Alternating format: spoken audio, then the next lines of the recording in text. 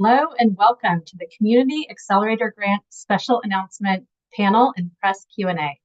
My name is Calandra Childers and I am Vice President of Strategic Initiatives and Communications at Arts Fund. For a visual description, I'm a white woman with freckles and long curly brown hair wearing a gray turtleneck sweater in front of a virtual blue screen that reads Community Accelerator Grant. As we begin today's panel, I'd like to acknowledge that the City of Seattle, where Arts Fund is located, is on the occupied lands of the Coast Salish people, specifically the ancestral land of the Duwamish, Stillaguamish, Muckleshoot, and Suquamish tribes, who have stewarded this land through the generations. I'd also like to acknowledge that many with us today are on different territories, and we join you in honoring and recognizing them as well. I wanted to quickly share some accessibility features we have for today's event. We have the live captioning turned on for the YouTube stream, and we also have ASL interpreters spotlit alongside our speakers. For those of you joining via Zoom webinar, please feel free to submit questions for our panelists via the Q&A tab. And for those of you tuning in from the YouTube live stream, please sign up for Arts Fund's e-newsletter to receive updates about this program and others. You can find a sign-up link on our website at www.artsfund.org/accelerator. And now I'm pleased to turn the floor over to Arts Fund's Vice President of Grantmaking, Ellen Milligan. Thanks, Calandra. Hello and welcome to everyone tuning in today. My name is Ellen Milligan and I am the Vice President of Grantmaking at Arts Fund. I am sitting in for our President and CEO, Michael Greer, who dearly wanted to be here today, but is unfortunately out due to an emergency dental procedure.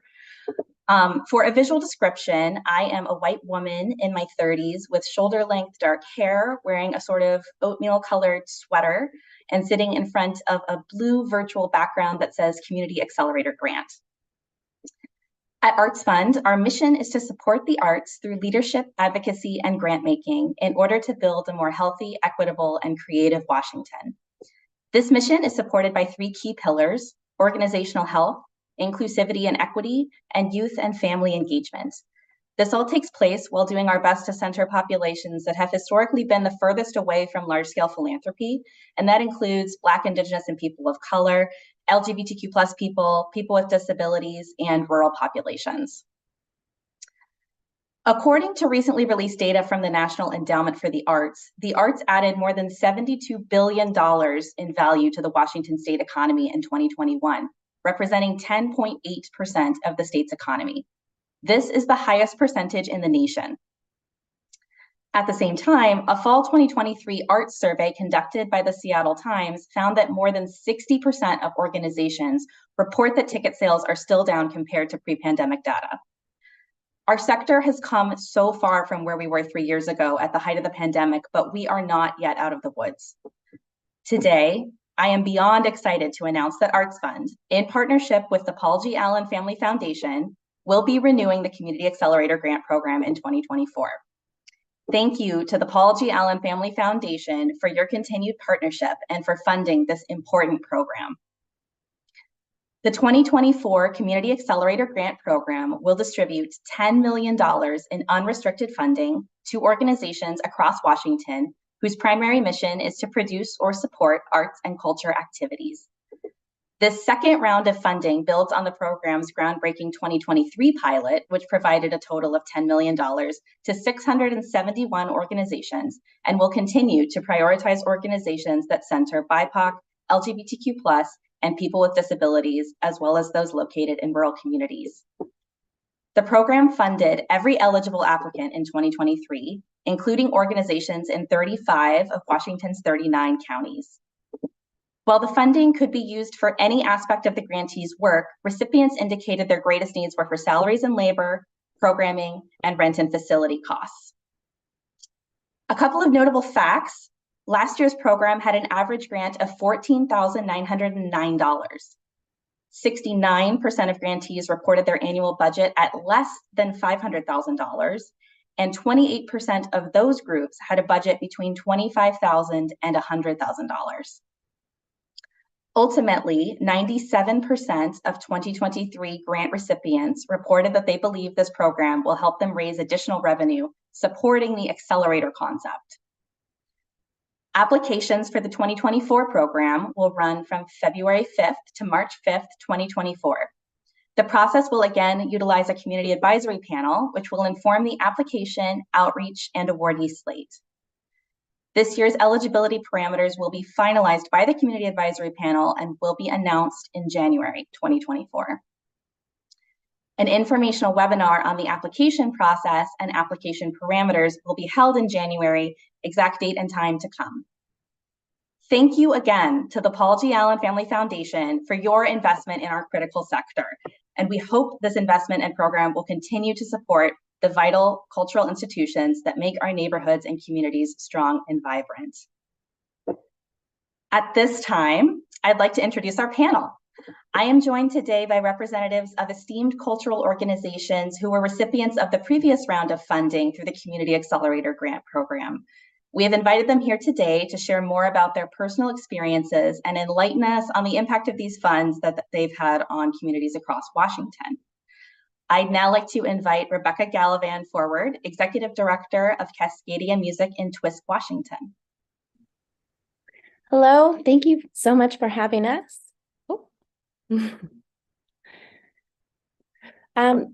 I wanted to share our gratitude for this grant funding. It certainly made a huge impact on our organization.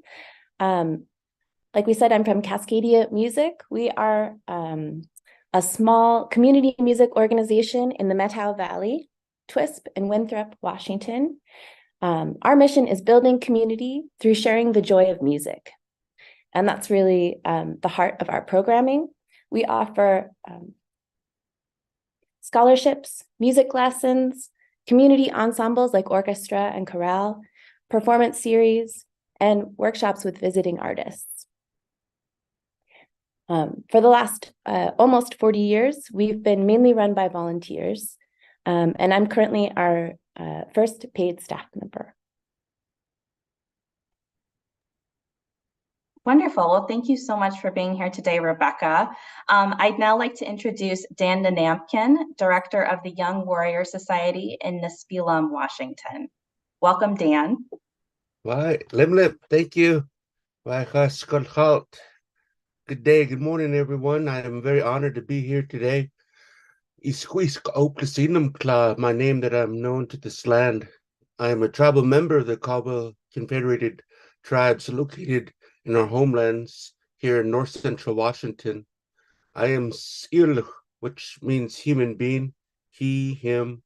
I am proudly dressed today wearing my native beadwork or tribal art on my vest, braids, and hat.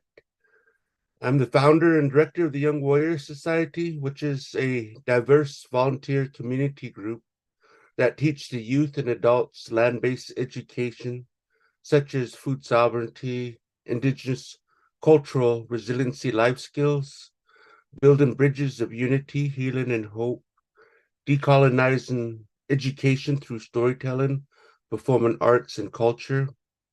Our approach is exciting, artistic, and very unique. We honor our ancestral indigenous culture, stories, foods, plant medicines, music, dances, arts, and cultural protocols, and carefully connect it with technology and digital media of today to create a super impactful message that kids, teachers, and even professional organizations have really enjoyed.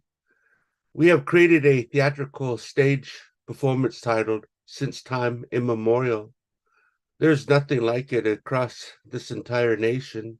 Wintertime is storytelling time, so now we are busy performing in new schools and to bring our stories to life. So for this honor to be selected for this interview, I want to say Lim, thank you. Thank you, Dan. It's our honor to have you here. Finally, we'll bring Shalea Corey, Executive Director of Ballyhoo Theater in Edmonds, Washington, on screen. Good morning, Shalea. Good morning. Hello. I'm very honored to be here today. Thank you so much for inviting me. I use she, her pronouns, and I'm a white woman in my 60s with short brown and blue hair, glasses, and I'm wearing a blue and black batik shirt. I'm the artistic director and founder of Ballyhoo Theater. We are an LGBTQIA2S plus led organization, and the vast majority of our board and our youth advisory board identify as part of the queer community, as do about 70% of our students. We're primarily an educational theater company, although we did add a main stage division as well a few years ago. Our passion is telling queer stories, producing shows with queer characters, and also telling traditional stories through a queer lens. We have two primary goals in Ballyhoo. One is to produce theater that enriches and entertains our audiences. And secondly, to promote a safe space for queer students and their allies, and to have them learn and thrive in this environment. Many of our students have shared stories about their experiences of feeling seen and heard and loved, embraced, celebrated, which is so important, and accepted for who they are, often for the very first time. Many have gone on to work professionally all over the world, in regional theater, professional productions. We have 2 on national tours right now, movies, television, music performance, technical theater, and kind of following in our footsteps with theater and music education as well. If you've seen any productions professionally in the Seattle area, you've seen many Ballyhoo students on those stages. Most importantly to us, though, once a student has been part of our program, they are family. They know they have an entire community that has their back, and many come back over and over again to lend their time and talents to the younger generations that are coming up behind them as choreographers, directors, mentors of many different kinds. And many alumni also perform in our main stage productions, which is really fun to have them back for that. It's a one-of-a-kind program that we are incredibly proud of, and we can't do that without outside funding, grants, and donations. And we are incredibly grateful for our recent funding from Arts Fund and the Paul G. Allen Family Foundations. We are so thankful for that. And just to put a quick plug in, right now our main stage program is in our final weekend of a show called Ride the Cyclone. It's a show that's kind of quirky and has been a sensation on the platform TikTok. It's gotten very popular. We are performing at the Black Box Theater at Edmonds College, and we've had tremendous audience feedback and reviews for the show. It's been one of our most popular ever. So we offer inclusive pricing at all performances. Be sure to come check out what we do this weekend. Amazing. Thanks, Shalea, and I hope everyone makes it out to the show. Again, thank you all for being here. It's truly our honor to be able to chat with you and spotlight some of your work. Thanks for taking the time. So now I think we can dive into our panel discussion. So throughout the discussion, reporters are invited to submit questions via the Q&A function at the bottom of your screen. Following our moderated discussion, I will respond to or field your question to the relevant panelist. So let's begin by understanding the current state of the arts and culture sector. So I'm going to direct this question to you first, Rebecca. Can you tell us what the main challenges have been for your organization over the past few years? Yes, and to circle back for a moment, I am a white woman. I'm in my 40s. I have sort of auburn wildy hair, and I'm wearing a black sweater and a green dress today in front of a blue background like everyone else. One of the main challenges for our organization is, of course, community building organization. The vast majority of our services and programs rely on people coming together in physical space to perform, to learn a musical instrument, to sing. And so the very first thing, of course, that we had to do in the pandemic was shut down all of our performances and all of our rehearsals and all of the programs that we do that involve exchanging air. Our performances are one of the main ways that we realize program revenue through gate income. And with that huge piece missing, I think our budget was cut almost in half immediately. As you mentioned before, it has been slow to get people to feel comfortable gathering, even to rehearse, even to come together in large groups for performances. So we took the opportunity to start filming some of our performances and sharing them online, particularly because in our community, we're almost 60% elders.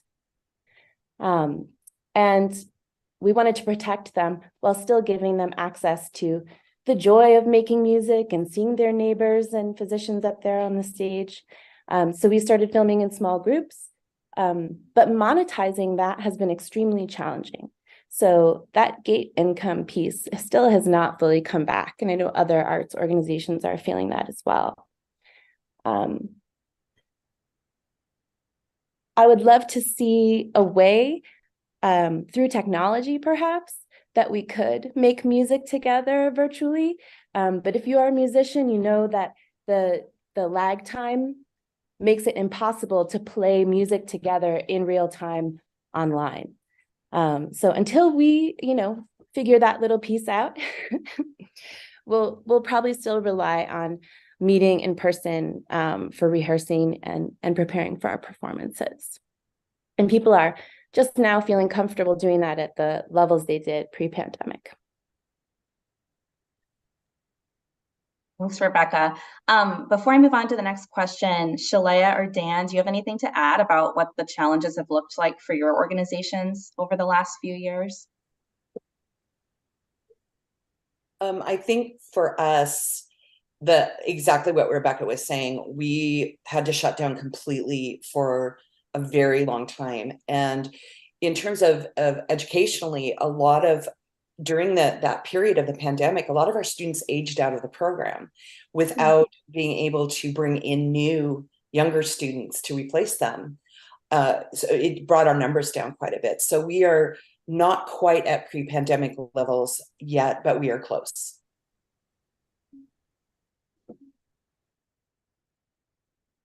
Oh, Dan, I think you muted. As far as COVID, we lost some really close ones, some dear ones who were dear to our program, and that really affected us because we have very few people to rely and call upon. So losing any members created hardships. So those were some of the biggest struggles too, as well as the others that our sisters here talked about. It's been really challenging. Thank you all for sharing that. For the next question, I'll start with directing this to you, Shalaya. Could you share with us how the unrestricted funding from the Community Accelerator grant has made a difference in your organization and your community? Absolutely. For us, it has allowed us to work on specific projects that we are very passionate about. We recently had the opportunity to work with a young up-and-coming non-binary musical theater writer out of New York. They are in the process of creating a new musical. It's called Shapeshifters, a queer comic book musical. It was kind of perfect for Ballyhoo. And we were able to be part of the pilot process in the development of this new work, which was very exciting and a great opportunity. In addition, we were able to have the student actors participate tuition-free, and they were able to gain experience working with the young professional adult artists who were also part of the cast and crew. So it was a very wonderful experience for everyone. We were also able to offer inclusive ticket pricing, which allowed people the opportunity to see the show for any amount, including completely cost-free. We have been able to continue that program because of the grant that we got. We are also in the process of finishing a documentary that we're producing about the making of that new musical. And we could not have produced this project in the way we did without that grant funding. And then we're using a portion of the grant to provide additional scholarships for educational program, including, and this is new for us, travel stipends for those students needing help with transportation, which can be a huge barrier in participation for some students. Kudos to you for all that amazing work you're able to do. Dan or Rebecca, anything to jump in on about how the unrestricted funding may have made a difference for your organization?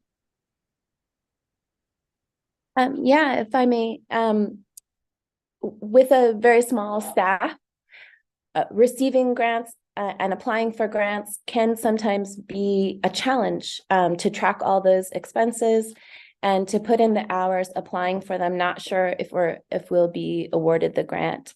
We have to think very long and hard which grant opportunities we apply for. And the unrestricted nature of this funding, my board chair and I were remarking, this is like a gift to an organization of our size.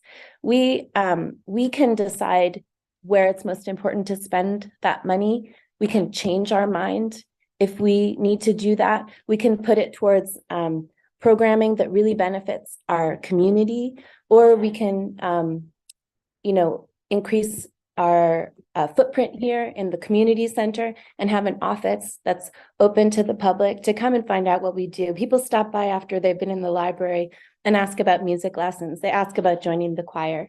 And so that's been a really huge benefit for us. And another way we can connect with people outside of just our performance series.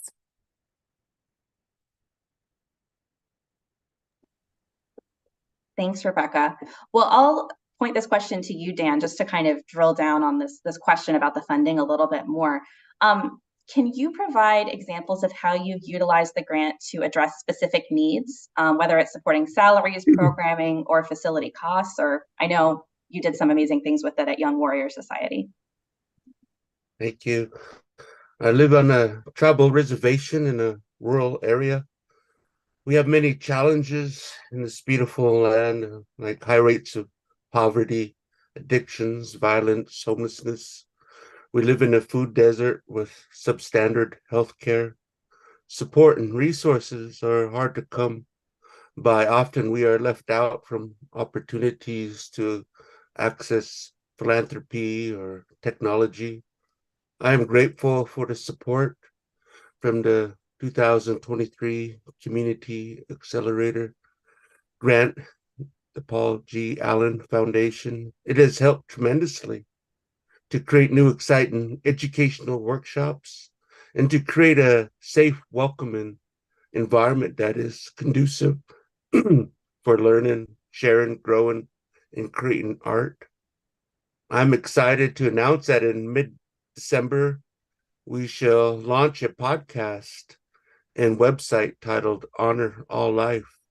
Everyone is welcome to listen and to some sweet new music and storytelling by wise Indigenous elders, performance artists, and world changers.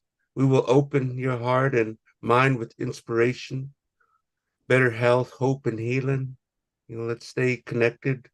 On our website, I'll also be sharing our 2022-23 Young Warrior Society action video. We have worked hard and nonstop all year long, fulfilling every promise we made with every dime we were supported with. We really believe in this dream, and now we want to share it with you. You may be pleasantly surprised by some of the amazing things you'll see us accomplish in this past year, like performing on stage and at the Gorge Amphitheater. And we have a lot of bigger dreams this year, and it's through the support like this that has created these new doorways, and for that we are very grateful and thankful. Lem. That's fantastic, Dan. Looking forward to the podcast a lot. Shalea, anything to add about how you've used the funding at your org? I think it pretty much covered our big project that we used the funding for. Mm-hmm. I think for many students, especially in areas that are not central to downtown, scholarshiping is the biggest thing that we need to be moving on with the funding. And because we have unrestricted funds, we can kind of move that money around to where it best fits. And for us right now, scholarshiping is a huge need. One of our last student productions that was actually this summer, over half of the students were on scholarship, and we could not have done that without the funding. So for us, that really is key. Is getting kids in and giving them a safe place and having a place for them to kind of call home, at least for this period of time. Great. And Rebecca, any final thoughts there?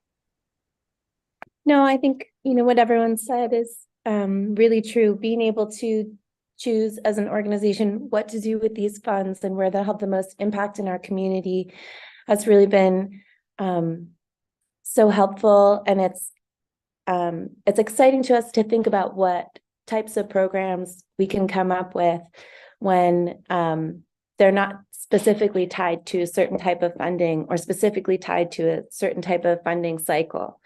So we're grateful for that. Awesome.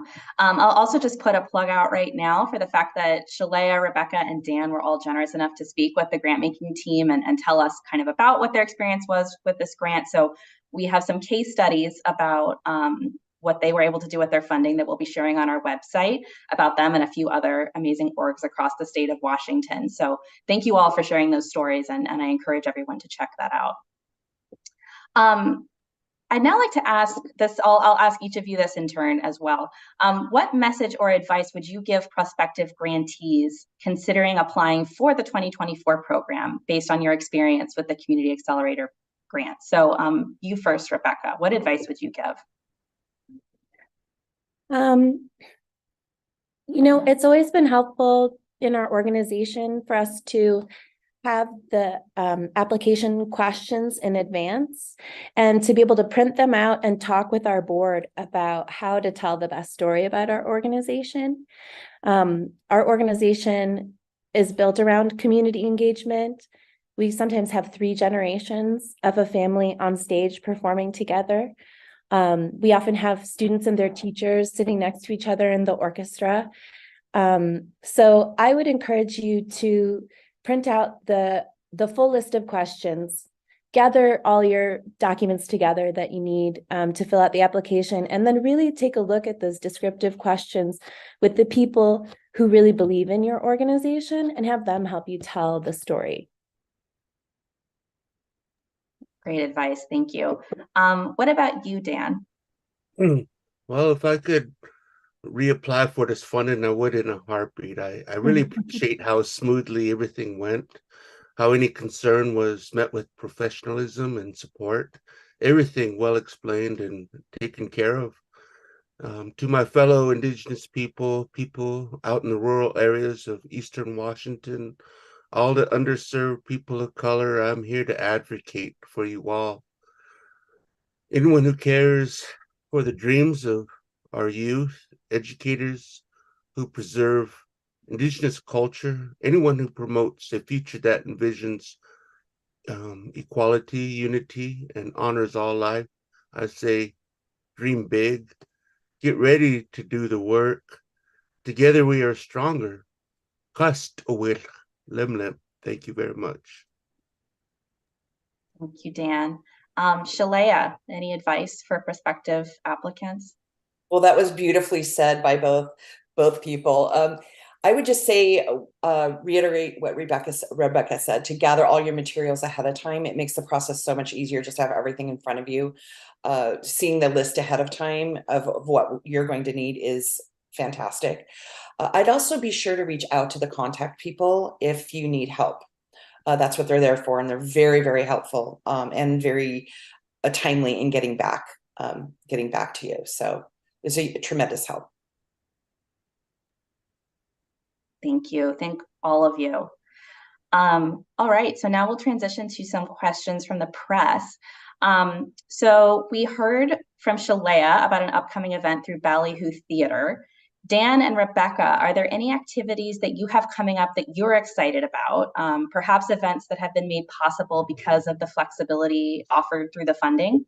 I'll start with you, Dan. Anything you want to add? I know you mentioned a podcast. Anything else coming up?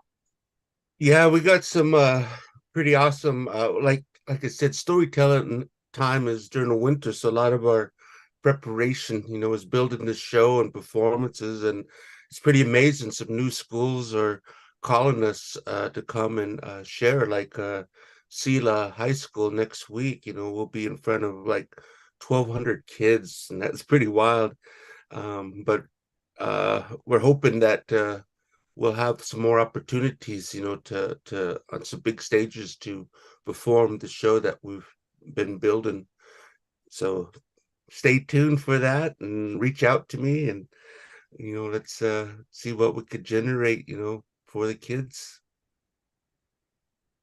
Great. Thank you, Dan. And before I pivot to you, Rebecca, I just want to give another reminder that reporters are welcome to submit any questions you have for me or for the panel through the Q&A tab, and we will get to those as we can.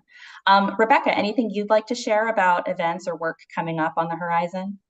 Yeah, we have, excuse me, coming up at Sun Mountain Lodge, which is a beautiful destination here in the Methow Valley. They're hosting a benefit concert for us. Small Town Strings, which are the nieces and nephews of Brandi Carlisle, are performing, and they're donating all the proceeds to our organization. People also have been giving donations in addition to their ticket sales, which is so generous.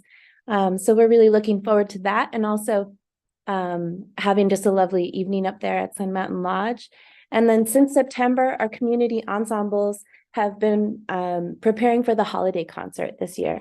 We give an annual holiday concert in December and a spring concert in May. So this is the first half of their season here.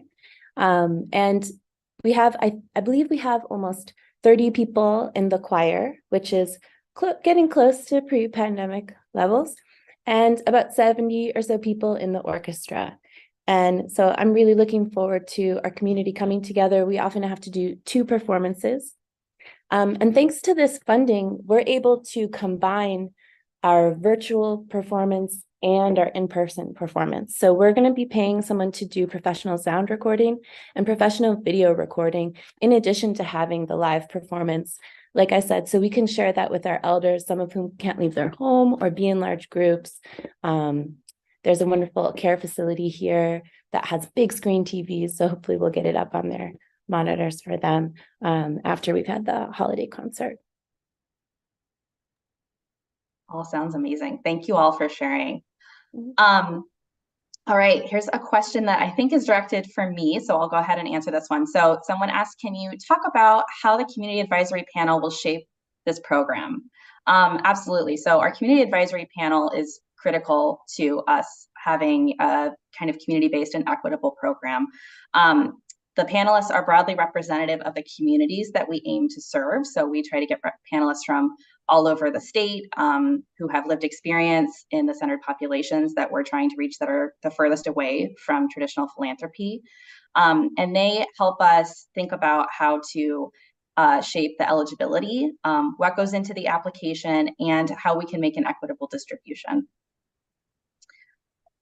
And I think here is a second question for me. So it says, will organizations be required to report how they spend their grant? What are allowable expenses? When does funding need to be expended? So this is a great question. All expenses are allowable as this funding is unrestricted, and there is no time limit on the spend. Organizations can use the funding as they see fit. In the future, we'll work with grantees to understand how they use their funds and understand where funding is needed the most, because we're interested in that as an advocacy question, but it is completely at the discretion of organizations how those funds are used. Through their application in this most recent cycle, we found out that organizations anticipated using funds on salaries and labor. About 37% reported that. Programming was 39% of respondents. Rent and facility upgrades for 11%, communications and marketing for 5% of respondents, PPE and COVID preparedness for 2%, and then about 6% reported that the funding would go toward other. But again, completely unrestricted, because as all our esteemed panelists have been talking about today, we really believe in organizations as the experts in where the funding is needed most. Okay, next question. How is this program different from other larger grants that the Washington arts sector has received? So I'll read that question again, and I'm gonna start with you, Rebecca, to see if maybe you have a thought on this. But how is this program different from other larger grants that the Washington arts sector has received? One of the main differences for me was the ease of the application. As Dan mentioned, the application was very clear and there was a lot of support for us filling it out. Another distinct difference is it was not tied specifically to payroll. As I mentioned, our organization was run by volunteers for a very long time. So we had some work to do to be doing everything exactly as we need to be doing and reporting everything exactly as we need to be doing. We're a very small organization. And so we didn't have staff who were receiving payroll, so they weren't eligible for payroll related funding. There were other programs that we run in conjunction with the public school. And so because those programs were tied to public school, they had already been perceived as receiving COVID related funding. And so it wasn't really an option for us to seek additional funding for public school programs that were happening on school grounds. And then another main difference is, I'm sure everyone who's here has applied for grants from the government before. It's a very long process. It's constantly changing.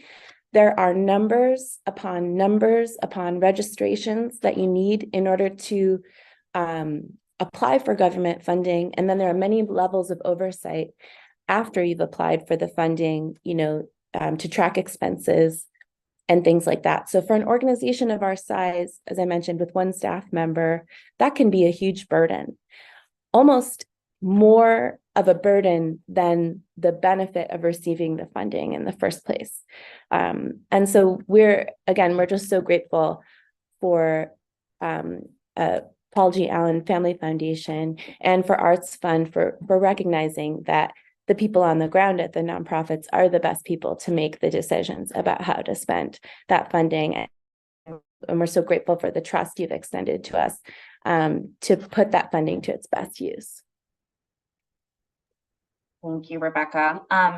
Dan, do you have any thoughts about how this looks different from other funds to the arts sector? Well, believe it or not, this is I think our first artist grant that we received. So we've had like small ones, through the COVID pandemic time. But this was really nice, just like Rebecca mentioned, to have that support and really determine, for ourselves, what route we're going to take and what we're going to focus on. And so that type of support has been really benefited us, and the creativity that we're able to work hard towards this year. And now it's it's go time, I guess, for us. So we're doing the work and we're continuing on, and it's been a real blessing. And again, we're just very grateful for the support. Thank you, Dan. Shalaya, anything to add? I think that the name of the grant kind of helps to describe how important it is for us to have unrestricted funds. This idea of accelerating and moving into things that we might not have been able to do otherwise had the grant been restricted. I have received grants that have been restricted, and they're wonderful. It's to help with specific parts of our operation, specific rentals, things like that, staffing. That is all amazing. But to have a grant that is we're a small organization as well, that has unrestricted funding for a substantial amount, allows us to do things that we could never do otherwise. And that is why this particular grant, and as Dan was saying, also the ease of the application was amazing. It is, and as Rebecca was saying, is very, very time consuming to write grants. I'm not a grant writer, but I write all the grants for our organization, and it is very time consuming. So to have something streamlined that we can use in an unrestricted way, but responsibly to further whatever we need for our organizations, that is an incredible gift. Well, thank you to all three of you for sharing that. And it warms my heart to hear that it felt streamlined, because that was certainly our intent and hope. And we're really, just so thrilled that these dollars could get out into the community where they're most needed. Well, believe it or not, looks like we're running out of time, and I think we have time for one final question. So I will read that now.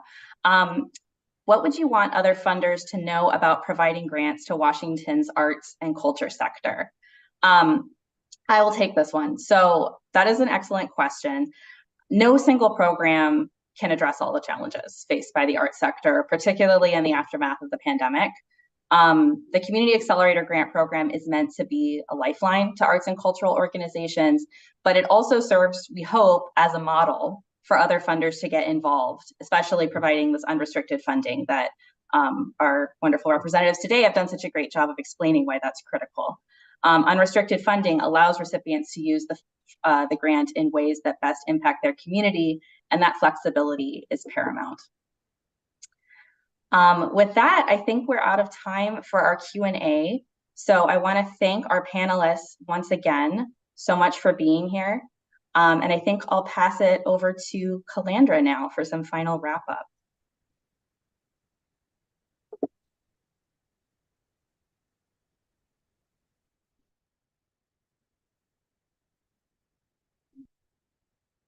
Great. Thank you so much, Ellen. And thank you for everybody who joined us today. Thank you to Dan and Rebecca and Shalea for sharing your stories and the amazing work you're doing in your communities. And of course, thank you to the Paul Gion Family Foundation for making all of this possible.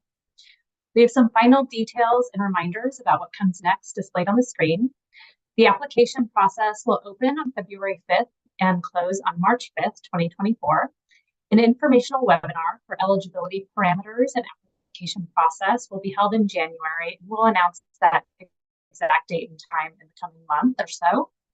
Please follow Arts Fund on social media or sign up for our e-newsletter at artsfund.org/accelerator to ensure you get the updates about this program and others. And if you have any questions for Arts Fund's grant-making team, you can reach us via email at accelerator@artsfund.org. Please allow up to 5 business days for a response. For press, please reach out to Kay Armelini at wearerally.com for any additional inquiries or to receive a link to the recording of this panel. And thanks so much. Have a great day, and thanks for being here.